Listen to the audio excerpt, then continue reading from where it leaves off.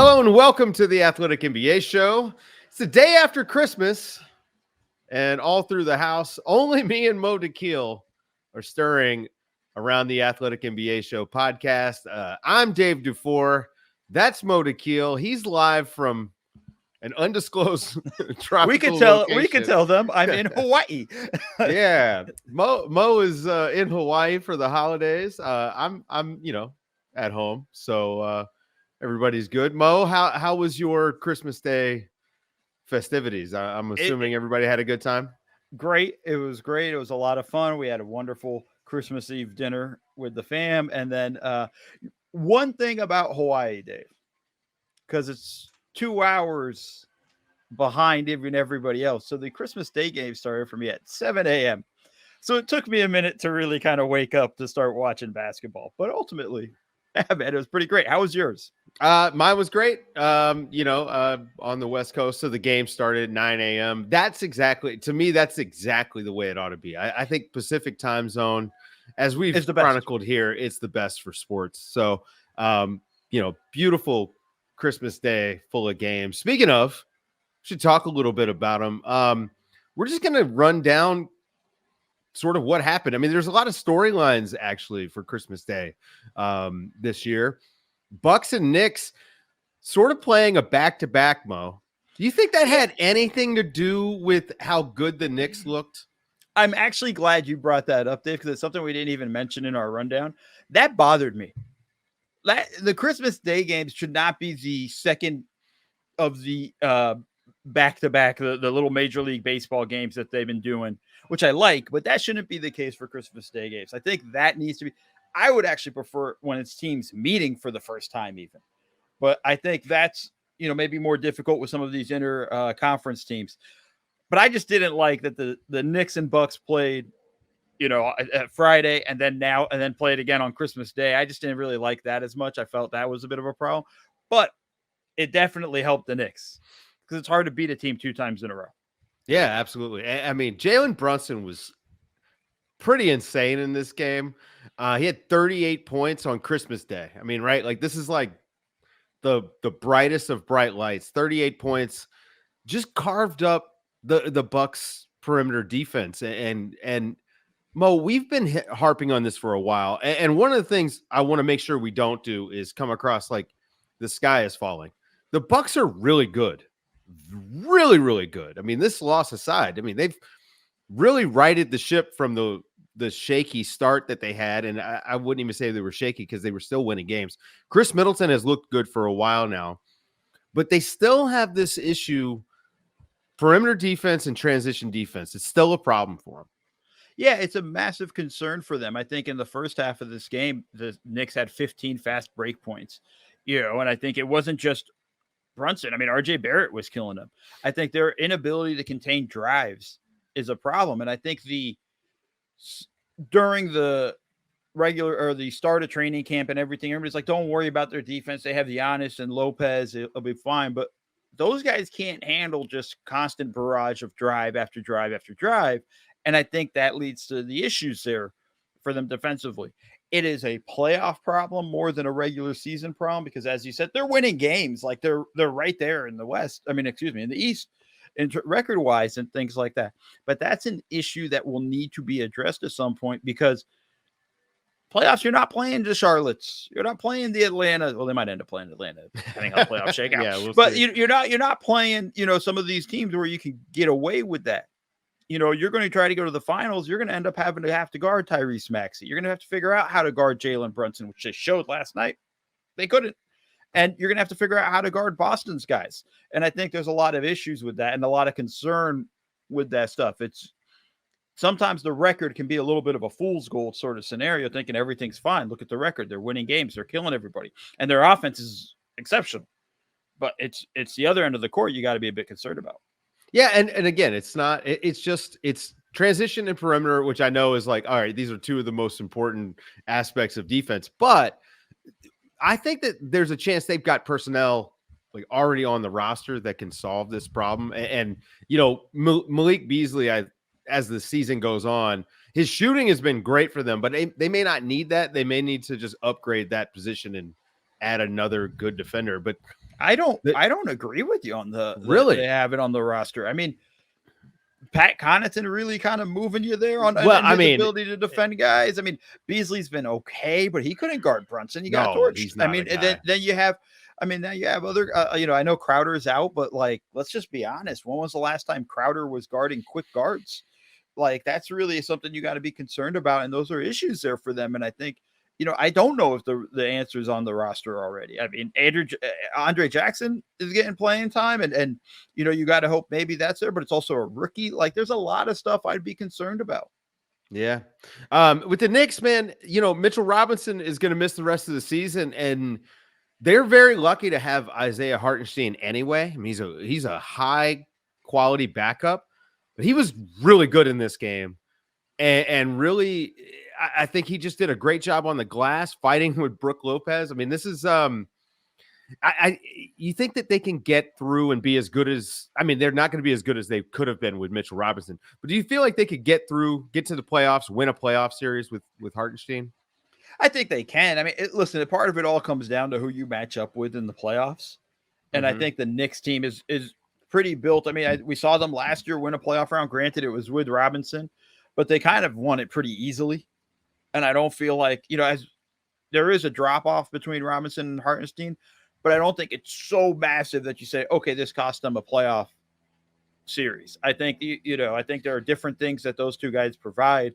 I think Hartenstein's passing is actually a very underrated skill in that regard. And I think that's stuff that they can use a little bit more. But ultimately, I think they would be fine. Yeah, if they can get another big guy, sure. Great. And they have the assets. I just think we also know with the Knicks, they're kind of like just trying to keep the powder dry. Right. I mean, well, it's Hodge Gibson's back though. He was pretty good. I was shocked. I was making fun of it and shout out to a former SC guy, but like he was pretty good, man. He did a pretty good job on fresh Giannis. legs. He had a couple of strips, and can they say they're fresh legs when they're that old? I mean, he hadn't played, right? Like he's just been sitting around. Yeah, on the couch, but they're old legs. They're old legs. They run out quicker. Fresh. Let's talk about Steve Kerr. Steve Kerr spending all season working on podcast takes. He's stealing all of my takes, Mo. First, he complains about the club music in NBA arenas. And now he's complaining about the officiating and the fact you can't play defense. Now, Mo, tell me, how much of this is because the Warriors lost and their defense stunk in this game? I mean, yeah, Jokic gets 18 free throws. That stinks. And we know that the NBA doesn't allow defense to be played. But Steve Kerr complaining about it at this point. I mean, after all these years of Steph Curry not getting calls, other guys getting calls against them because, they do have a tendency to foul a lot. This is the game that pushes him over the edge. Yeah, I mean, some of it has to do with them stinking. I mean, look, Jokic getting 18 free throws when he averages 6.3 a game is a bit surprising. But I think some of that might have to do with Jokic not getting the calls. And I think that might be more of a case there in that regard. But yeah, I mean, Kerr's frustrated with the team and the roster and the way the season has gone so far. I mean, it's been frustrating time. You got to deal with Draymond all the damn time. I imagine, well, they're not dealing with Draymond right now. I'm sure he's getting I'm sure he's getting text messages from Draymond and all of those things. But I think, you and Seth are the ones that are annoyed with the music takes and things like that. I'm not annoyed with the take. I'm annoyed with the music itself. That's what I'm saying. I see what Steve Kerr's doing here. This is it. He's quiet quitting. Mo, he's preparing for a career in podcasting for next season. I think he's seeing how good Bob Myers has it, and he's jealous he didn't go first. That's it. I think he doesn't want to deal with this Draymond stuff anymore. He's over it. He doesn't want to deal with having to play Jonathan Kuminga more. Yeah, I think the bigger issues for this team though is I think defensively they got to get back to kind of their principles and whatnot. And I think the other thing with that is they need to find offense.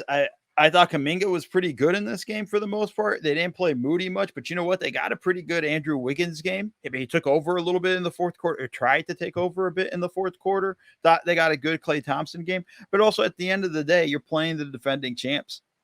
Denver's really good, folks. Like, it's not a surprise. Yeah, I mean, look, man, like we talked about Jokic. It was not a great Jokic game, by the way, but the fact that the Nuggets can withstand a not great Jokic game against a Steph Curry led Warriors team tells you a lot. Jamal Murray down the stretch was insane.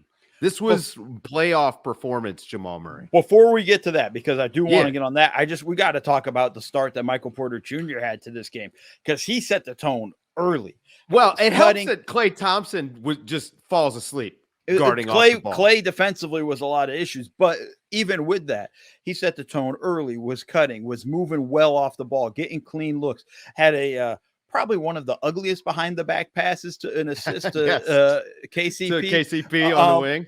You know, but still, like, all that stuff. And then more importantly, he was defending. I mean, he blocked Klay at least 2 or 3 times. Like, I thought he was all over the place defensively. I thought he did a great job in this game, kind of setting the tone early.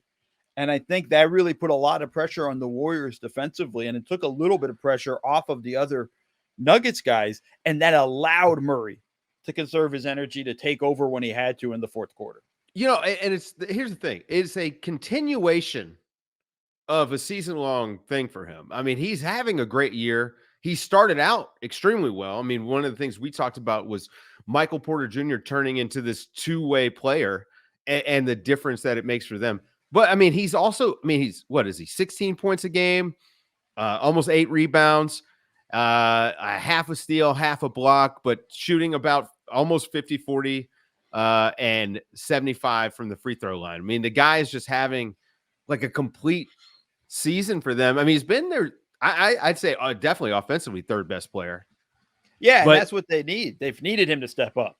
But now let's get to what we really want to talk about. To be able to play off guys like Jokic and a guy like Murray that can do what he did yesterday. And in particular, by the way, it's not lost on me that he's doing this against Steph Curry.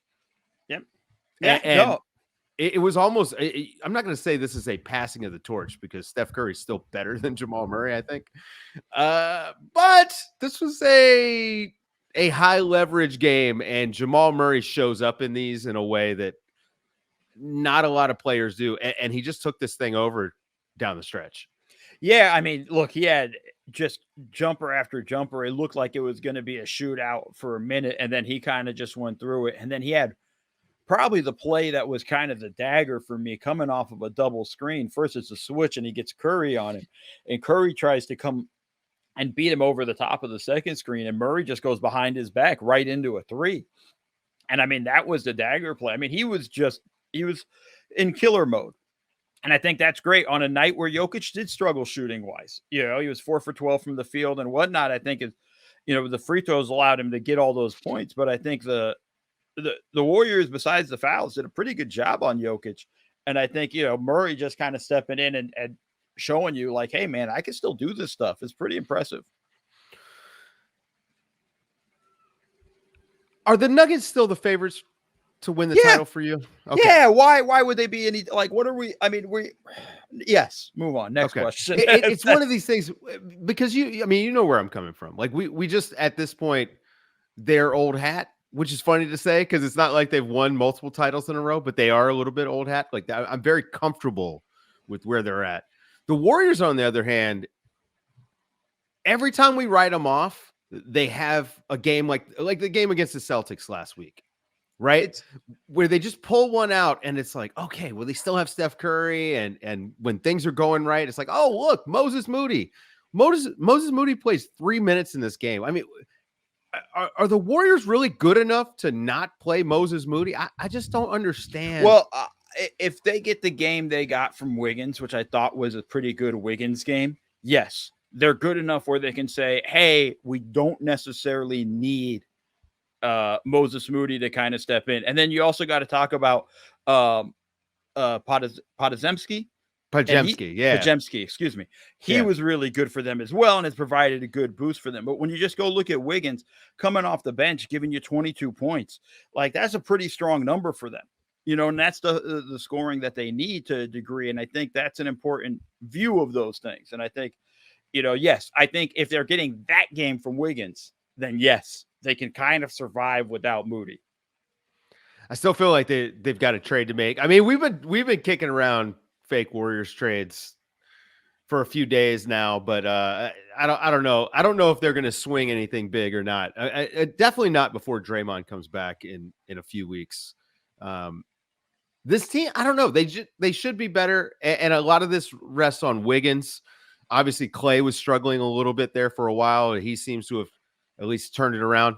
Yesterday's game notwithstanding, but turned it around a little bit. So maybe they'll flip it around. Let's get to the Celtics and Lakers. This was actually kind of a good game. I mean, it was a fun game. No, it was a fun game, man. The Lakers look, the Celtics blew the doors off in the first quarter where I thought like, oh, this is going to be an ugly one. And then to give the Lakers a ton of credit, they came roaring back.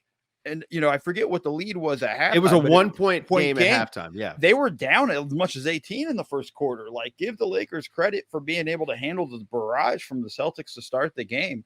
And I think they made it a tough game. And the guy you got to talk about for the Lakers was Anthony Davis. He was phenomenal for them the whole game. And to the point where he had no other help and he looked gassed. Yeah. I mean, look, his defense has kept them in games sometimes when their offense is stalled out. Every game. That's every game. You've just described every game of the Lakers so far this season.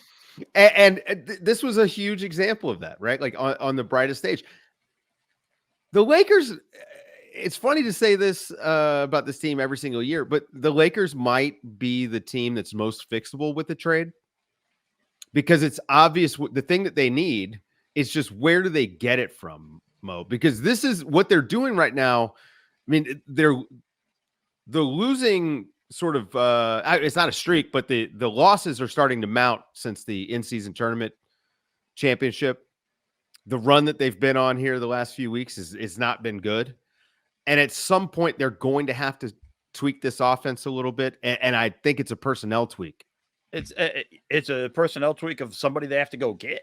That's what I mean. It may be. Yeah. It's not sitting there on the bench, and I think it's hard when you start games. I understand why they benched D'Angelo Russell and start with a more defensive backcourt, but you don't have a lot of offense in that group, and I think that's a lot of pressure there. So you have to get a whole lot more stops than I think even that group can get. And I think that's difficult and that's a tough ask for a lot of those guys. And I think that's a problem. And I think, they need to figure a way to get those guys offensively. And it'll be interesting to see who they end up kind of getting and poking their, the most important thing to me though, Dave, is they can't go get somebody like Zach LaVine and sacrifice their defense. The defense is what makes this team special, is what's going to set them apart. But they need somebody to lift their offense from like the low 20s to like 15. It's kind of the flip of what we talk about with like, if you have this great offense, you just need an average defense. Well, if you have a great defense, you need an average offense.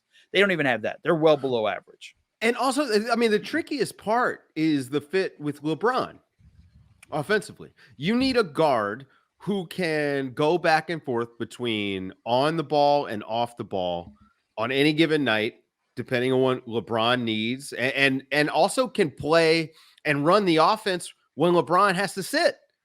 I mean, this is the other, like, there's just too many LeBron and AD minutes. They need another guy, and they just don't have it. And I'm with you. I don't think LaVine is the right answer because of the defense. You don't want to lose that.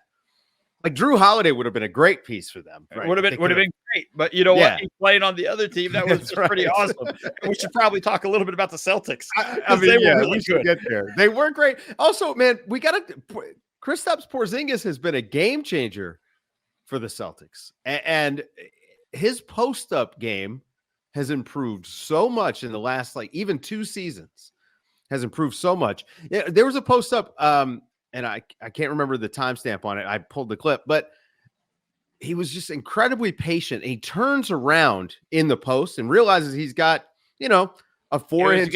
It was against Rui. It was against Rui Hachimura. He just put a bank shot up, and it was just easy. But he's been doing it. The way the Celtics are getting to that is actually pretty interesting. And we got to give Joe Mazzulla credit. Like, as much I kill the Celtics offense, I think more than anybody else in the industry. He ran a play. It was in the third or fourth quarter. It was a double stagger for Jason Tatum. Tatum comes off. They get the switch, and Porzingis now has Cam Reddish, I think, in the post. And they just swing the ball around and then enter it into the post, and Porzingis has deep to post position against Reddish. It's a bucket or a foul, like each time. So they're doing some clever stuff in how to get him those post-ups, and I think that's a real important aspect of the Celtics offense. Yeah, but again, though, 2 years ago, that was a fadeaway. And this year it was, I mean, he didn't even jump. It was a Bill Laimbeer set shot off the glass from 6 feet away. It was fantastic. It was, to me, that's going in my Porzingis highlights when I'm getting ready for the playoffs. This is like a different player now. But Boston, the Celtics are good. The Celtics are good. I was going to say, Celtics are good. That's a team that looks like, again, I can quibble about their late game offensive execution. Right, that the fourth quarter that they had against the Warriors the other day, I can 100% go through and I can nitpick about their stuff. But when they stick to their principles, this is a team that probably doesn't need to have that many competitive, last 5 minutes of the fourth quarters. Like, they should be able to coast through most of these games. The offense is so potent when it's rolling, especially with Porzingis, and the defense. I think the ceiling of that is best defense in the league.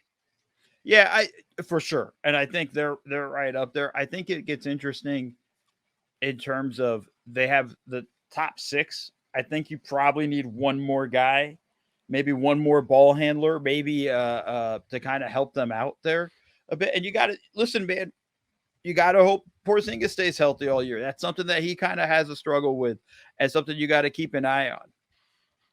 For folks who are just listening to the audio and not watching on YouTube, Mo is absolutely getting cooked for this podcast. Doing the podcast on the patio. Mo, just move into the shade. Move into the shade. We're good. Yeah, just getting a sunburn for the sake of the podcast. For you guys, for the people. Yeah. I'm a man of the people. This is how we drive viewers to the YouTube. Is if you want to see Mo get a sunburn in real time, go and do that. Mo, go ahead. I'll pause us there. All right, quick break, and now we're back. We had a little set change for Mo. Sixers Heat. This was a little bit of a bummer. A rivalry game because of the whole Jimmy Butler Philadelphia situation and the way he left there. Embiid is a scratch on Christmas Eve. We get the news that he's not going to play. Christmas Day, we get the news Jimmy Butler's not going to play. And Mo, this is something that the NBA was trying to avoid this year. And injuries rack up. Is Embiid getting a little bit of an unfair rep for dodging big opponents on the road? I think so. I think he's done it before. I think, I didn't watch the Toronto game.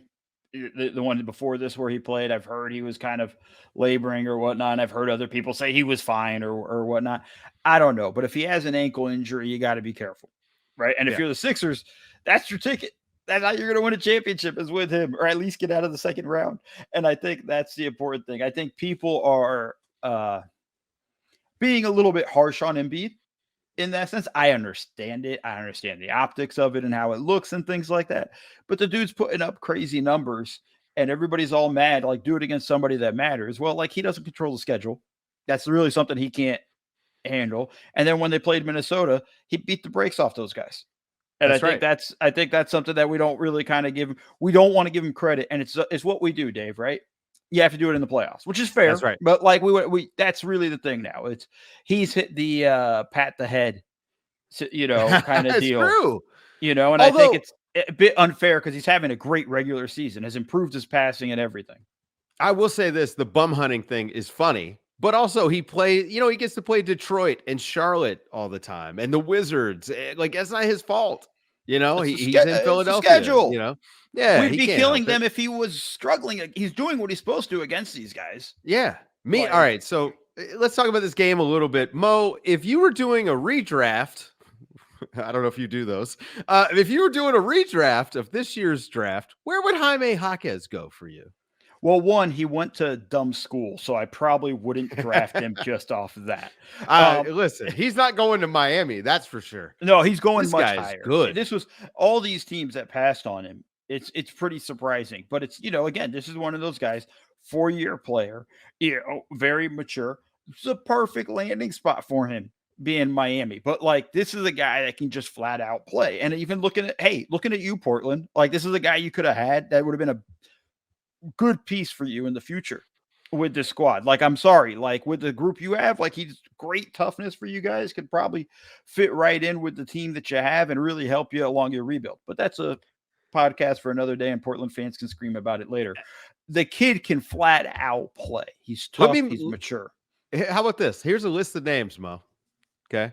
Wilt Chamberlain, Oscar Robertson, Patrick Ewing, Walt Bellamy, and Jaime Jaquez, the only rookies to have 30 points and 10 rebounds on Christmas Day.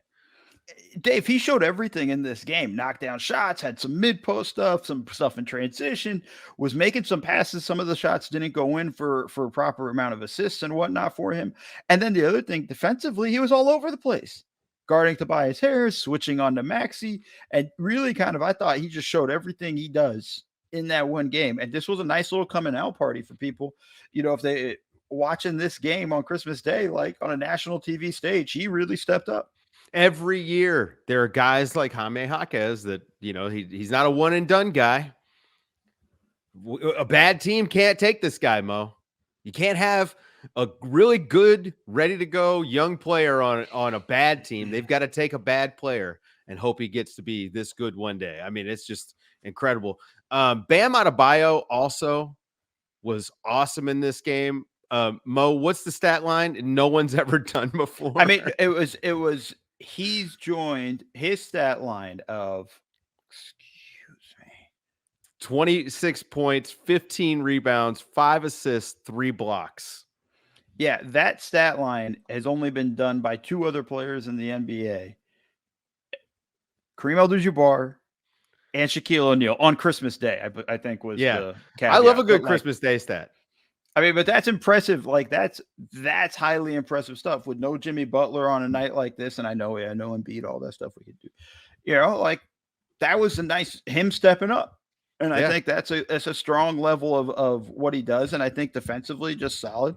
Again, man, like this Miami team is the team that just will never die. And I think everybody just better get used to it. And that's the case we're just going to have to deal with. Yeah, pretty much. Okay, let's move to the last game.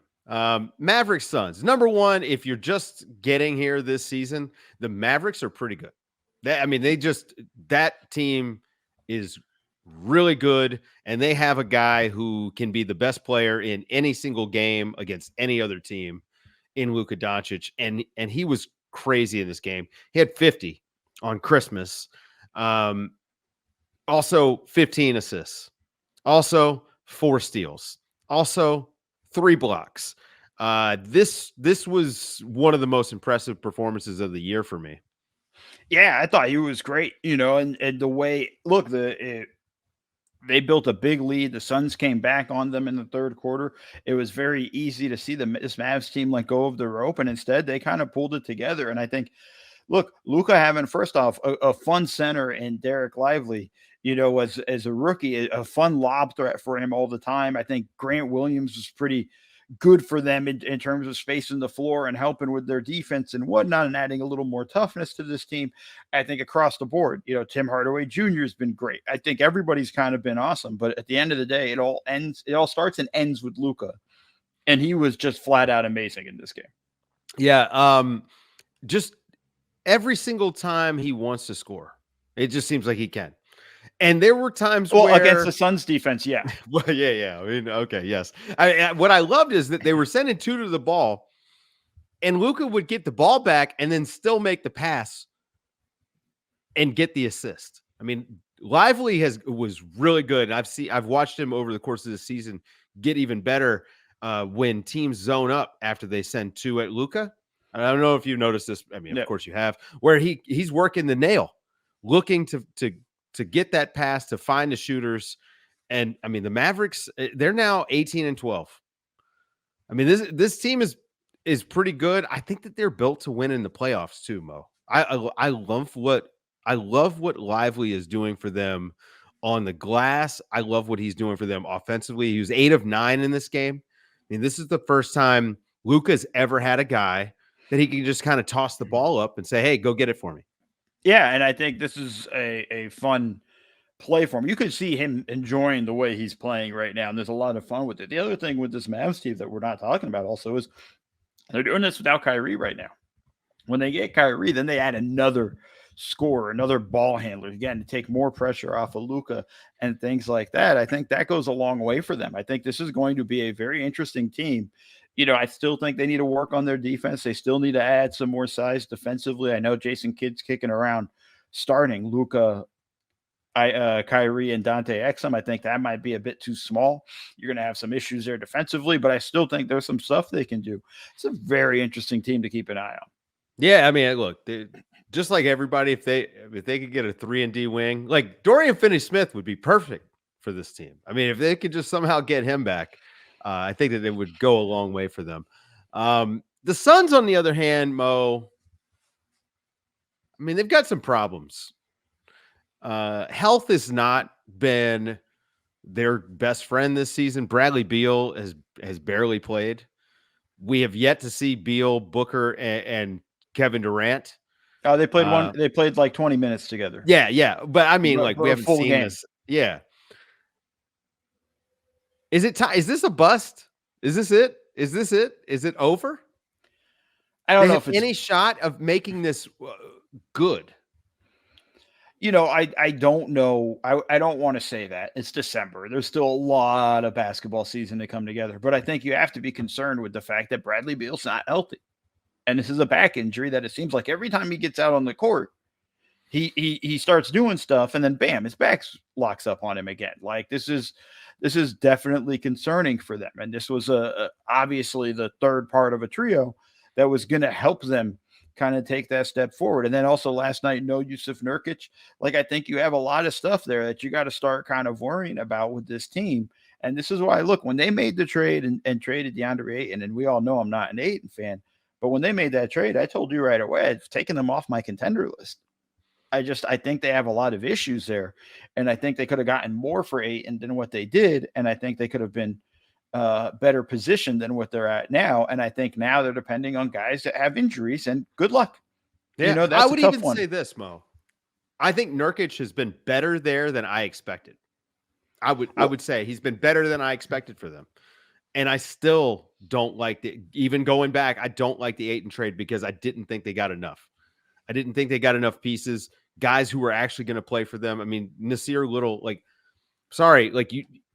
there's a chance that you watch too much basketball if you thought that Nasir Little was going to play in Phoenix in a pivotal role that he couldn't get to in Portland somehow. You know what I mean? Like, it's one of these things where it's too deep of a cut. There's a reason. I just not only I think the Beal trade really sunk this team. I mean, it put them in a bad spot. Yeah. Listen, it didn't cost them much. So that's the one thing we can talk about with them. But I think he's got a no trade clause, Mo. Well, yeah. I mean, that's they're not trading Beal, Dave. Like, that's just right. Yeah, realistic with that stuff. And I think there's not suitors. He's just not healthy. Right. Even nobody's going to jump at it. But I think the big issue for this team is they just don't have enough time to figure this out. We talked about it on Nerder. Like, how many games do we need to see these guys fully healthy, all of them, to feel comfortable with them? And it's just, we don't know what they're going to be. And if they get Beal and, towards the end of the season, they still don't know the rotations. They don't know the defense that works best for them. They don't know the right lineups and whatnot. It's a lot of work for Vogel to have to figure it out, and it's not enough time to do it. I mean, that's really the concern right now is the clock's ticking on them, just in the sense of every game passed where they're not fully healthy is a missed opportunity that they need to build the chemistry and everything that goes into it. This isn't a team that can just come in fully healthy into the playoffs and be like, all right, we're ready to roll. They don't know each other. They don't know how to play with each other yet. And I think that's still a lot of problems. And we're even hearing rumblings from the team.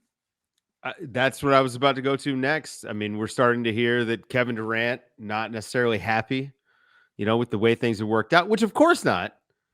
I mean, I wouldn't be happy either, Mo, if, and that's without even pointing fingers at anyone. Injuries, having poor injury luck is bad luck. So you shouldn't be happy with it. But feels like some of this is predictable. The cupboard was not exactly full. You don't have a whole lot of assets to go and complete a team. You get this this huge Beal trade. That's a lot. That's a lot resting on Bradley Beal. Yeah, and somebody that's not known to be healthy. Like, let's just be honest. He's missed a ton of time, the past few seasons. So it's just a concern there for them. And you can't go back and fix those things and those issues. But right now, they just need to get healthy. I mean, like, there's a lot of frustration there, and I just don't know what this team is going to look like. When they get healthy. I don't know if they have a trade move to make, but just if they can get healthy. I don't know if they got that and what it's going to look like, because I still have my doubts when it's fully healthy. We going to get some New York Knicks Kevin Durant trade chatter? Is that what we're destined for? We need it. We need something. Mo, you ever do you subscribe to the theory that the playoffs are set at Christmas Day? No. Okay. And I think we've had enough proof with that, and I think the play-in has changed things as well. Like, I think they are like, I don't know what it was like this time last year, but New Orleans was really high up in the standings and whatnot, and then they tumbled and stuff. There's still a lot more movement. I think it might have been the case back in the day, but I think now the league's more volatile in terms of the standings can change very quickly. I'd like to offer a prediction. Uh-oh. Okay. I know where you're going. The Memphis Grizzlies are going to make the play-in. And I think that they're going to win their play-in game. I think that the Memphis Grizzlies are going to shock the world for the rest of the season. Ja Morant has something to prove. By the way, Western Conference Player of the Week, Ja Morant has something to prove. How do you feel about it?